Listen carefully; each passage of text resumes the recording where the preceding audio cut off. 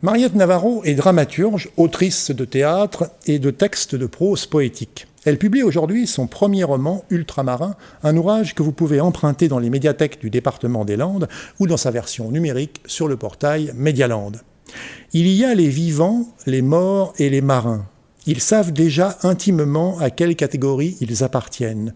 Ils n'ont pas vraiment de surprise, pas vraiment de révélation. Ils savent à chaque endroit où ils se trouvent s'ils sont à leur place ou s'ils n'y sont pas. Il y a les vivants occupés à construire et les morts calmes au creux des tombes. Et il y a les marins. Ainsi commence le livre de Mariette Navarro qui embarque lectrices et lecteurs à bord d'un cargo de marchandises traversant l'Atlantique et commandé par une femme. Elle est fille de commandant.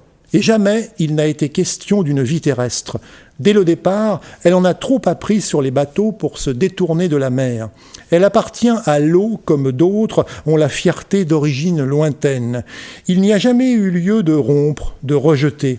Elle a fait le choix de la navigation, ce savoir d'être humain, le choix des bricolages antiques et des machines modernes, des chiffres et des sensations, des abstractions cosmiques et du soleil au visage, ce qui lui a donné un âge, une densité. Écrit Mariette Navarro au sujet de la commandante à la tête d'une vingtaine d'hommes. Le récit de la traversée repose sur cette femme qui a observé le travail des autres, des hommes avant elle. Elle a appris tout ce qu'il faut apprendre et fait ses preuves sous les regards exigeants, parfois condescendants, méfiants. Elle n'a brûlé aucune étape.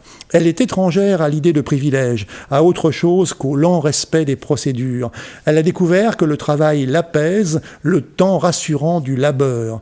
Avec sérieux, de haute lutte, elle a conquis son autorité.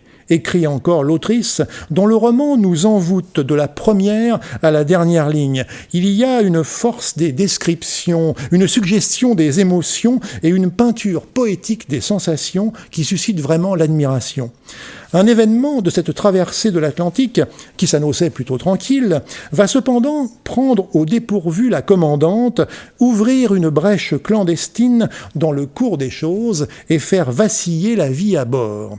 Mais n'en disons pas plus. Il faut laisser lectrices et lecteurs vierges de toute attente, se plonger sans hésitation dans les eaux mystérieuses de ce livre, dont la simplicité apparente de l'écriture recèle en fait une pluralité d'interprétations. Il faut se laisser porter ou voguer dans le cœur battant du cargo. Ultramarin de Mariette Navarro est publié chez Quidam Éditeur.